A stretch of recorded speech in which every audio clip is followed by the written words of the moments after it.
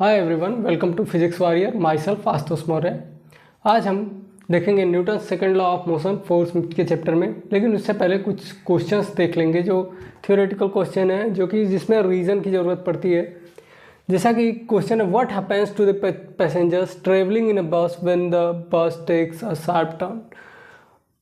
कह रहा है कि अगर जो बस अगर कोई मूव कर रही है, जो कि चल रही है, उसमें जो पैसेंजर्स बैठे हुए रहते हैं, वो अगर जब बस कोई शार्प टर्न लेती है, बहुत तो जो टर्न लेती है, जब कहीं पे टर्निंग रोड है, इस तरह से शार्प टर्न है,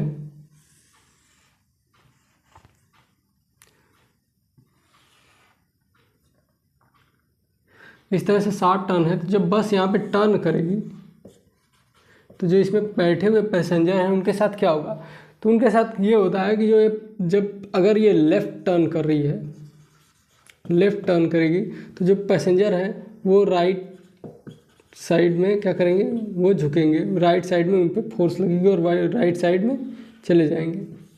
अगर ये राइट साइड होगा, अगर राइट साइड बस मूव कर रही है, तो जो पैसेंजर होंगे वो लेफ़्ट साइड हो जाएंगे, उन पर फोर्स लगेगी लेफ़्ट साइड की तरफ, लेफ़्ट साइड की तरफ वो क्या करेंगे, झुक जाएंगे। वो इसलिए होता है क्योंकि पता है आपको, जैसे बॉडी है इस तरह से स्ट्रेट जा रही है, आपको पता है कि इसके पास इनर्शिया होगी। जो बस में बैठे हुए लोग हैं वो इनर्शिया होगी उनके अंदर, क्योंकि मूविंग बॉडी है, उनकी इनर्शिया होती है कि जो ये चेंज हो रही है इसके डायरेक्शन में या मोशन में, तो उसको अपोज करता है, स्टेट ऑफ मोशन को अपोज करता है। यूनिफॉर्म स्पीड को भी, यूनिफॉर्म स्पीड है उसको अगर हम चेंज कर रहे हैं तब भी वो अपोज करता है, जैसा कि मैंने आपको लेक्चर में बताया था। तो जो इनर्शिया है, यहाँ पे जो पैसेंजर बैठे हुए हैं उनके पास इनर्शिया है कुछ, जब वो मूव कर रही है, जब ये टर्न कर रही है लेफ़्ट को, तो उनके अंदर जो इनर्शिया एक ऐसी प्रॉपर्टी है जो कि चेंज को अपोज करती है। तो जब ये अपोज करेगी, मीन्स ये जब लेफ़्ट की साइड मुड़ रहा है, तो वो क्या करेगी, वो राइट साइड मूव करेगी, क्योंकि ये क्या करती है, इसकी टेंडेंसी है कि इस चेंज को अपोज करेगी।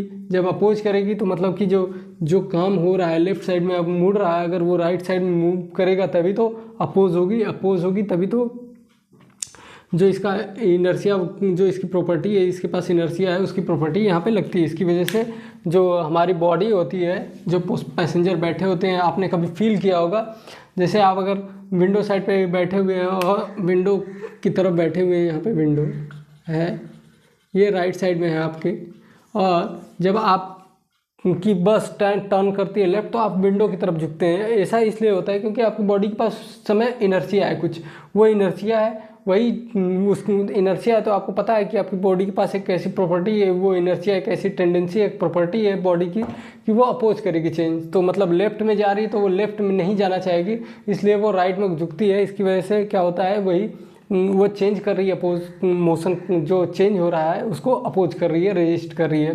तो आप इसका यही लिखेंगे कि जो पैसेंजर्स होते हैं वो एक शार्पली एक तरफ टर्न अपोजिट साइड में वो क्या करते हैं, अपोजिट साइड में वो झुक जाते हैं। वो इसलिए क्योंकि उनके पास दे है इनर्शिया, बिकॉज ऑफ इनर्शिया के कारण ऐसा होता है। और एक क्वेश्चन आता है, जैसे कि कोई दो मूविंग कार हैं, सपोज करिए कार है, और जब इनका एक्सीडेंट हुआ हाई स्पीड पे, तो ये बहुत ही वर्स्ट कंडीशन होती है। वर्स्ट कंडीशन मीन्स यहाँ पे बहुत ज़्यादा नुकसान होता है आपको, मतलब लाइफ का भी नुकसान हो सकता है और कार का भी नुकसान हो सकता है। लेकिन जब लो स्पीड पे होती है तो ये इसकी अपेक्षा में जो इस पर डैमेज होता है, जो इसमें जो हमारी कंडीशन होती है वो इससे कम होती है। मतलब ये वर्स होता है, वर्स कंडीशन में ये हाई स्पीड पे वर्स कंडीशन में एक्सीडेंट होता है। तो ऐसा क्यों होता है, तो आपको पता है कि जब हाई स्पीड में बॉडी मूव कर रही है तो जो उसका वेलोसिटी है वो बहुत ज़्यादा है। वेलोसिटी जब ज़्यादा है तो उसका मोमेंटम भी ज़्यादा होगा। जब मोमेंटम ज़्यादा होगा तो हमें फोर्स ज़्यादा अप्लाई करनी पड़ती है, तो इसलिए यहाँ पे फोर्स बहुत ज़्यादा लगता है। इसकी वजह से जो एक्सीडेंट होते हैं हाई स्पीड में वो बहुत ही खतरनाक होते हैं, बहुत ही मतलब डेंजरस होते हैं, बहुत ही उसमें हमारे पास जो नुकसान होता है वो बहुत ज़्यादा होता है। और जो लो स्पीड पे होती हैं वो बहुत उसके अपेक्षा में कम होता है। इसीलिए आप जब भी बाइक ड्राइव कर रहे हो, कार ड्राइव कर रहे हो, तो आप उसको कंट्रोल में ड्राइव करिए। ड्राइव करेंगे, अगर के कंट्रोल में गाड़ी रहेगी तो आप क्या करेंगे, उसकी जो स्पीड है अगर वो कहीं एक्सीडेंट होने वाला भी है तो आप डिक्रीज़ कर लेंगे आराम से और उसको कंट्रोल कर लेंगे तो एक्सीडेंट नहीं होगा। अगर होता भी है तो अगर लो स्पीड पे होगा तो वो आपको जो उसमें डैमेज होगा वो कम होगा।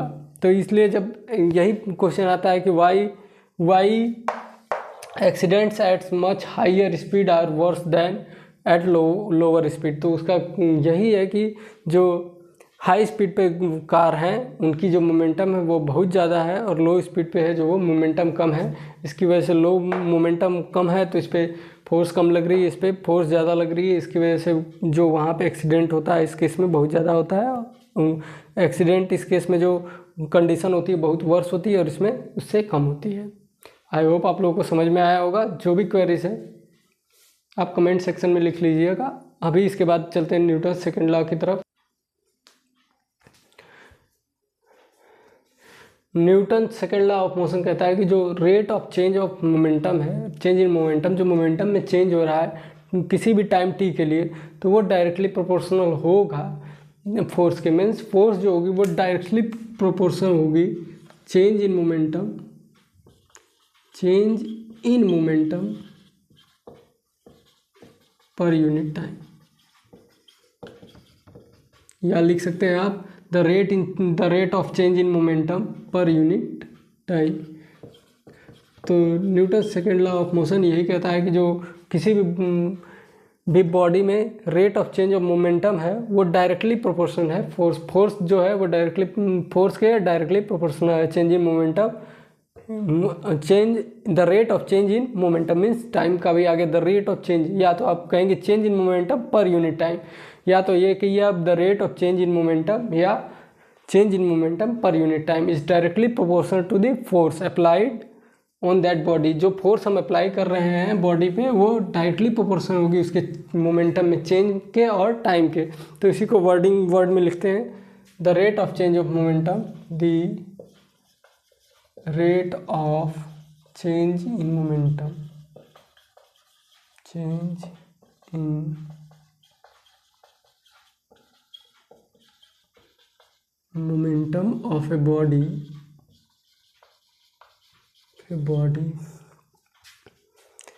is directly proportional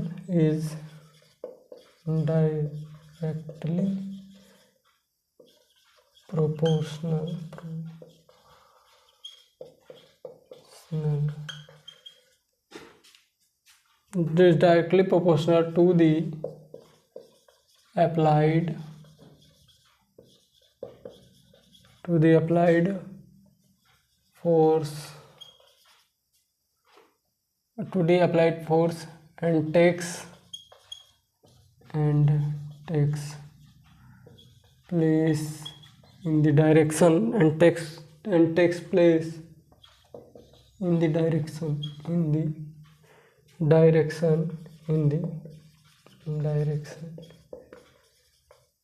which the force is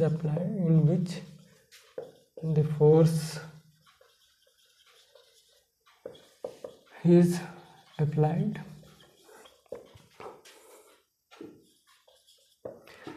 तो वही है the rate of change in momentum of body is directly proportional to the applied force. जो हम बॉडी पे फोर्स लगा रहे हैं उसमें जो फोर्स होगी वो डायरेक्टली प्रोपोर्शनल होगी rate of change in momentum of a body, जो बॉडी के मोमेंटम में चेंज आ रहा है पर यूनिट टाइम उसी के यह प्रोपोर्शनल होगा। फोर्स तो is directly proportional to the applied force. जो ये डायरेक्टली प्रोपोर्शनल की जो साइन होती है ये होती है प्रोपोर्शनल की साइन ये होती है। और जब डायरेक्टली कहे तो ये होता है डायरेक्टली, जो यहाँ पे यूनिट कोई कुछ भी दिया है जैसे mv दिया है तो ये इस तरह से रहेगा force is directly proportional to mv। अगर डायरेक्टली यही कह दे कि इन्वर्सली प्रोपोर्शनल अगर कह दे तो वो हो जाएगा 1/v। जैसे मैंने अगर फॉर एग्जांपल मैंने लिया है, ये ऐसा होता नहीं है केस 1/v, लेकिन जैसे अगर कोई कह दे हाँ फोर्स जैसे टाइम के रेस्पेक्ट में क्या है इन्वर्सली प्रोपोर्शनल है, तो इन्वर्सली प्रोपोर्शनल है तो यहाँ पे जो 1/t होगा। अगर हम इसे डायरेक्टली अगर प्रोपोर्शनल कहेंगे या फिर डायरेक्टली प्रोपोर्शनल टू t, तब t नहीं कहेंगे, या फिर डायरेक्टली प्रोपोर्शनल टू 1/t कहेंगे। 1/t। अगर इन्वर्सली कहेंगे तो सिर्फ कहेंगे t, जैसे f is inversely proportional to t, तो उसका मतलब होता है 1/t होगा इस तरह से, और ये प्रोपोर्शनलिटी की साइन है। तो आई होप यहाँ तक आपको समझ में आया होगा। अब इसको हम लिखते हैं वर्ड में, इसको मैथमेटिक्स ऑपरेशन में लिखते हैं। The rate of change in momentum means जो of a body is directly proportional to the applied force, force के डायरेक्टली प्रोपोर्शनल है, तो फोर्स के डायरेक्टली प्रोपोर्शनल क्या है, change in momentum, change in momentum upon rate of change in momentum है, तो rate change in momentum per unit time, वही तो होगा रेट, तो यहाँ पे टाइम हो जाएगा। तो यही है Newton second law of motion, जो कि है F is directly proportional to change in momentum upon time. और यहीं से अब एक हम उसको डिराइव करेंगे, वो आएगा F is equal to M A, means mass into acceleration. आपने ये बात सुनी होगी कि F is directly F is equal to M A, एक ये फार्मूला होता है। तो ये फार्मूला यहाँ से कैसे आएगा देखते हैं इसको।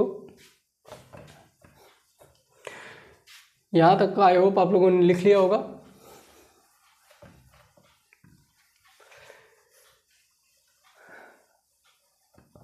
तो चलिए डिराइव करते हैं। Consider a body of mass m moving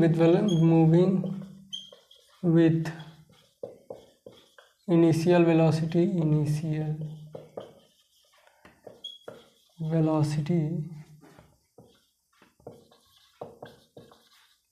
u. Consider a body of mass m moving with initial velocity u and a force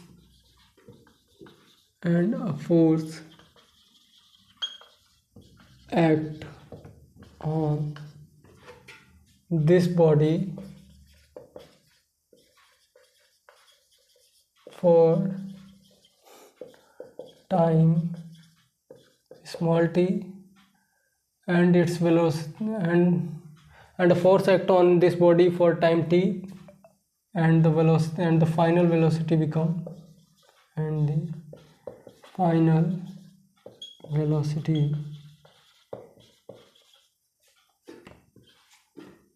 becomes v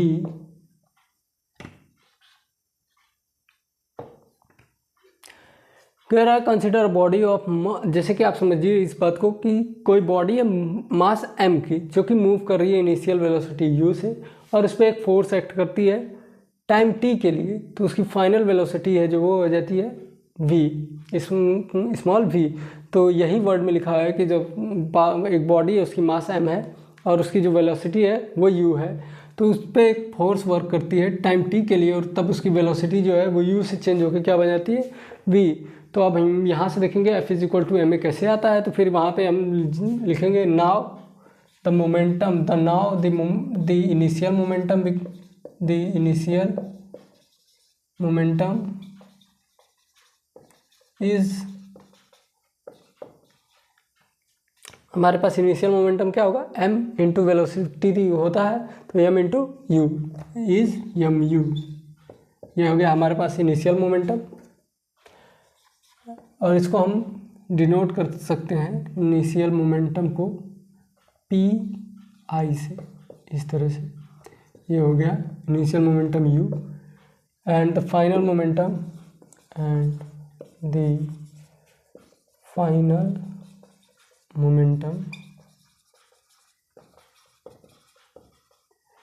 P F is equal to, sorry ये होगा M into you होगा, और यहाँ पे होगा m into we.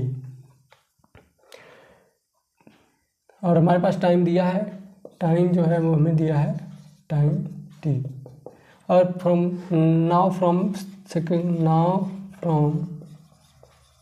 Newton second law of motion, second law of motion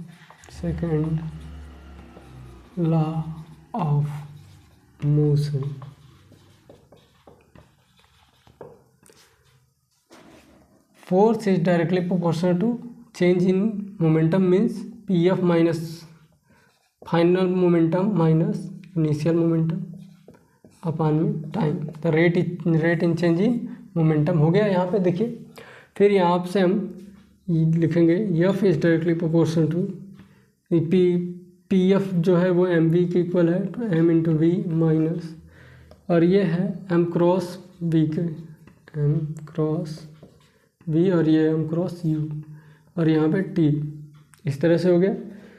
फिर इसको आगे हम सॉल्व करते हैं। एम कॉमन है तो एम कॉमन ले लेते हैं। F is directly proportional to M V minus U upon में T.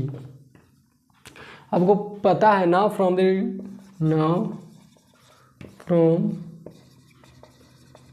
definition of acceleration,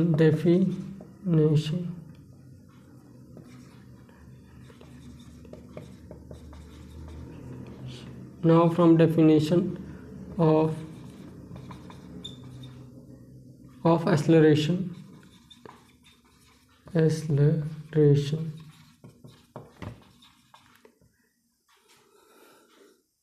a is equal to क्या होता है, v माइनस यू पर T, means change in velocity upon time is equal to acceleration.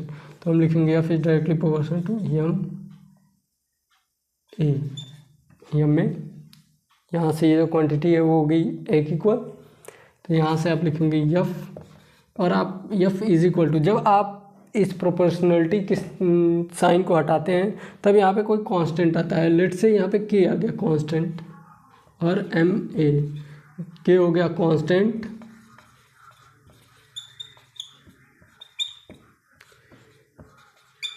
मास, और इसका हो गया, ये हो गया एक्सेलरेशन,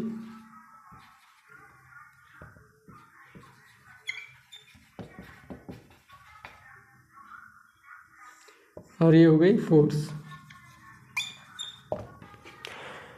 लेकिन आप कहेंगे कि हमने तो पढ़ा है F is equal to M A होता है, वो आपने सही पढ़ा है, ये प्रोपोर्शनलिटी कांस्टेंट होती है, और इसकी वैल्यू हम इस तरह से नहीं फाइंड कर सकते, इसकी वैल्यू हम एक्सपेरिमेंट के द्वारा फाइंड किया जाता है। तो इसकी जो वैल्यू फाइंड की गई थी तो वो आई थी, के की वैल्यू आई थी 1 के इक्वल, तो इसकी वजह से जो फोर्स इज इक्वल टू हो जाता है एम में। आप के की वैल्यू वो ए पुट कर देंगे तो force is equal to M में आ जाएगा। तो यही आपका, यहाँ से हमें Newton second law of motion से हमें एक ये रिजल्ट मिल के आता है कि जो फोर्स है वो प्रोडक्ट है मास इनटू एक्सेलरेशन का, और जो सेकंड लॉ ऑफ मोशन है वो यही है, the rate of change in momentum is directly proportional to the force acting on that body. जो फोर्स एक्ट कर रही है उस बॉडी पे, जो फोर्स लग रही है किसी बॉडी पे, जैसे फोर्स लग रही है इस बॉडी पे, और ये v वेलोसिटी से u वेलोसिटी से चल रहा था, और इसकी v वेलोसिटी हो जाती है टाइम t में, तो इसका जो चेंज होगा मोमेंटम में तो वही होगी, वही फोर्स के डायरेक्टली प्रोपोर्शनल होगा। आई होप आप लोगों को यहाँ तक समझ में आया होगा। इसके आगे एक क्वेश्चन करते हैं, हम नोट डाउन कर लीजिए यहाँ तक।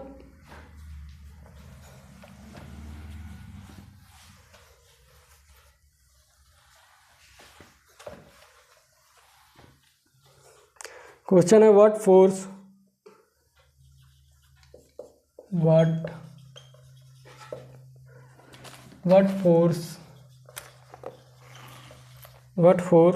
would be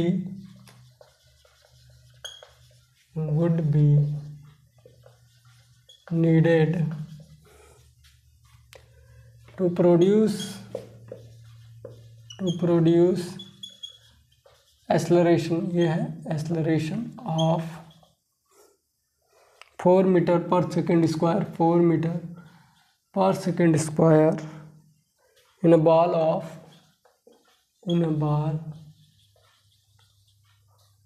of mass 6 kg।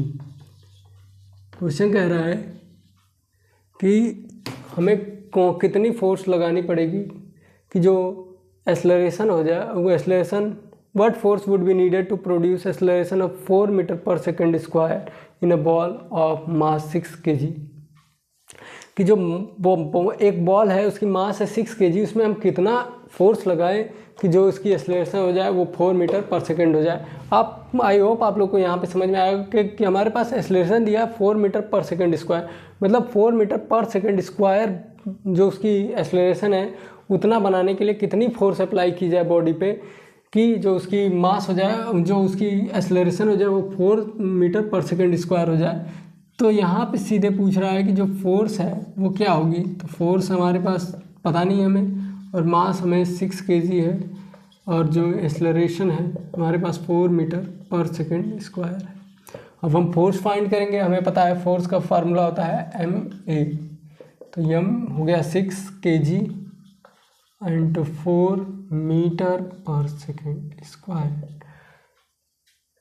तो हमारे पास आएगा 6 kg मीटर पर सेकंड स्क्वायर मीन्स 6 4 जा 24 kg मीटर पर सेकंड स्क्वायर। आपको पता है कि ये kg मीटर पर सेकंड स्क्वायर कुछ और कुछ नहीं होता, ये न्यूटन ही होता है, न्यूटन। इसको हम न्यूटन लिखते हैं। तो हमें 24 न्यूटन की क्या करनी होगी, इस पर फोर्स अप्लाई करेंगे 6 kg बॉल पे, तो उसमें एक्सेलरेशन जो होगी वो 4 मीटर पर सेकंड स्क्वायर आएगी।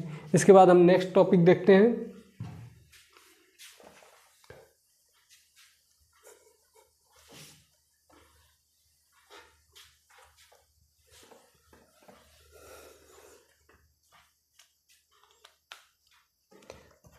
नेक्स्ट है Newton's third law of motion, third law of motion.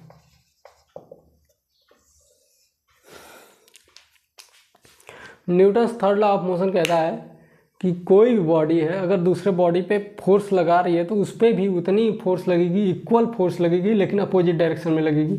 Means अगर मैं इस पर फोर्स लगा रहा हूँ इस डायरेक्शन में, इस पर फोर्स लगा रहा हूँ इस तरह से अगर फोर्स लगा रहा हूँ तो मेरे हाथ पे भी इसके द्वारा मेरे हाथ पे भी इतनी फोर्स लगाई जाएगी इस साइड से, लेकिन इक्वल रहेगी, लेकिन उसकी जो डायरेक्शन होगी वो अपोजिट होगी। जैसे मैंने 5 न्यूटन, अगर कोई बॉल है इस पर फोर्स लगाई तो बॉल भी मुझे इतनी फोर्स लगाएगा 5 न्यूटन की, लेकिन जो ये इसकी डायरेक्शन हो जाएगी वो अलग, जो अपोजिट हो जाएगी। इसमें मतलब वो -5 न्यूटन के मेरे ऊपर फोर्स लगाएगा। माइनस क्या कर रहा है, डायरेक्शन शो कर रहा है। तो Newton's third law of motion यही कहता है कि every action has equal and opposite reaction. अगर आप कोई भी एक्शन कर रहे हैं तो उसका जो रिएक्शन होगा वो आपके एक्शन के बराबर होगा और अपोजिट डायरेक्शन में होगा। मतलब अगर आपने लेफ्ट में लगाया है तो लेफ्ट में फोर्स लगाई है तो जो उसका जो रिएक्शन आएगा वो राइट डायरेक्शन में आएगा, तो और इक्वल आएगा। जैसे आपने 5 न्यूटन का फोर्स लगाया तो वो भी 5 न्यूटन का लगाएगा, लेकिन वो आपके अपोजिट डायरेक्शन में लगाएगा। आई होप आप लोगों को यहाँ तक समझ में आया होगा। इसको लिखते हैं, इसको देखते हैं न्यूटन्स के थर्ड लॉ ऑफ मोशन के स्टेटमेंट को। When ever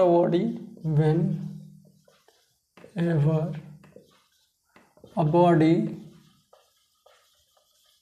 exerts a force on another body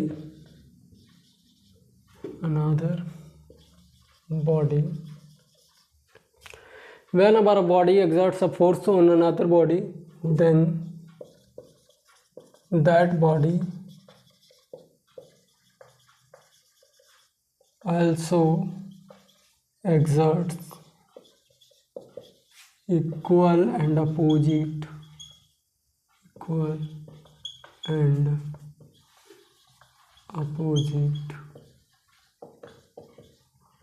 force on the first body.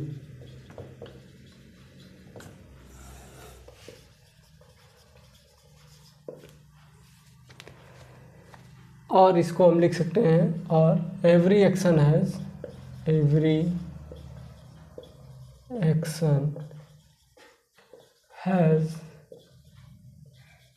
Equal and opposite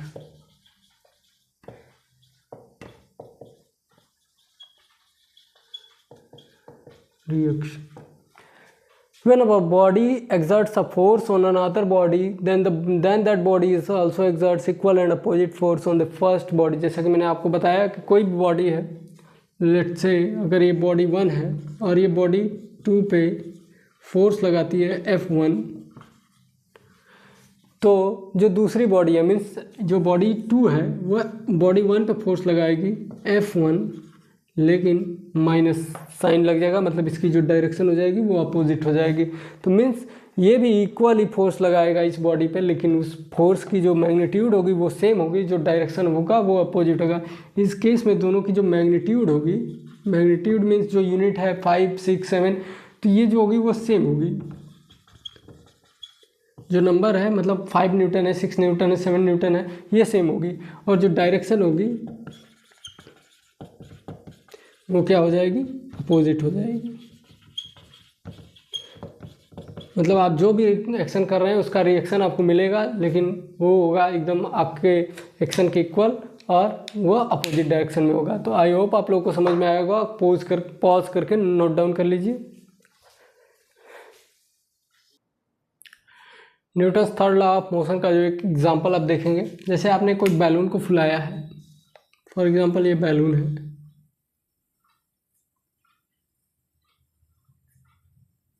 इसमें आपने एयर फिल की है,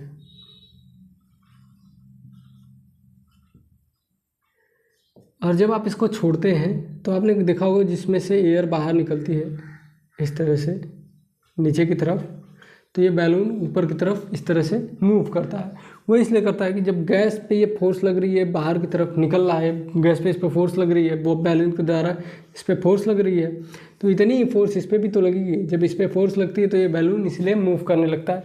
इसी प्रिंसिपल पर रॉकेट भी वर्क करता है। जैसे रॉकेट जाता है स्पेस में, फॉर एग्जाम्पल ये रॉकेट है,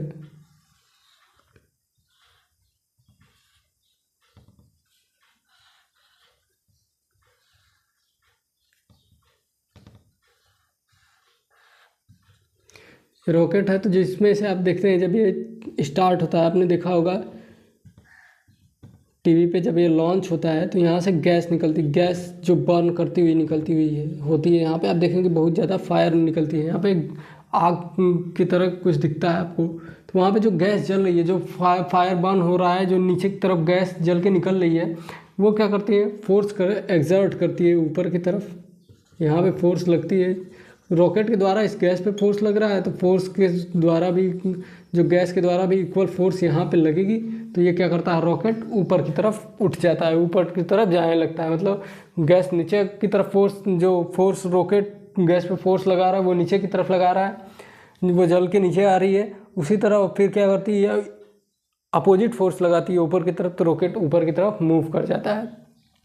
इसी तरह आपने देखा होगा, मूवीज़ में देखा होगा या फिर कहीं भी देखा होगा, जब या आप मेले में गए होंगे तो वहाँ पे देखा होगा एक गन रखी होती है जो बैलून पे शूटिंग करना रहता है, निशाना लगाना रहता है। तो उस केस में आप जब देखते हैं, जब गन से आप बुलेट को फायर करते हैं, जब फायर करते हैं तो आपको देखते हैं आपको थोड़ा सा झटका लगता है, मतलब गन पीछे आती है। वो इसलिए आती है क्योंकि बुलेट जब आगे की तरफ निकलती है, बुलेट जब आगे की तरफ निकलती है तो जो ये तो कुछ वेलोसिटी, इस पर कुछ फोर्स लगी तभी तो ये बाहर निकली, तो उतनी फोर्स ये गन पे भी लगती है। और ये गन पे जब फोर्स लगती है तो ये भी कुछ वेलोसिटी से पीछे आता है। इसकी वेलोसिटी कम होती है क्योंकि वो मास की वजह से होती है। ये सब आगे वाले लेक्चर में देखेंगे, जब हम कंजर्वेशन ऑफ मोमेंटम देखेंगे तब देखेंगे कि इसकी वेलोसिटी क्यों कम होती है, इसकी ज़्यादा होती है, तो वो सारी चीज़ें देखेंगे। तो यहाँ अभी बस आप ये समझिए कि जब इस पर एक्शन हो रहा है, इस पर फोर्स लग रही है, तो ये भी equal and opposite force gun पे भी लगा रहा है, तो इसीलिए वह झटका देखती है। अब आप जो वॉक कर रहे हैं, जो ग्राउंड पे आप चल रहे हैं, तो आपका जब फुट होता है, अगर इस तरफ इस पर ग्राउंड पे फोर्स लगा रहा है तो इस पर आपकी तरफ फोर्स लगेगा और आप मूव करना स्टार्ट कर देंगे।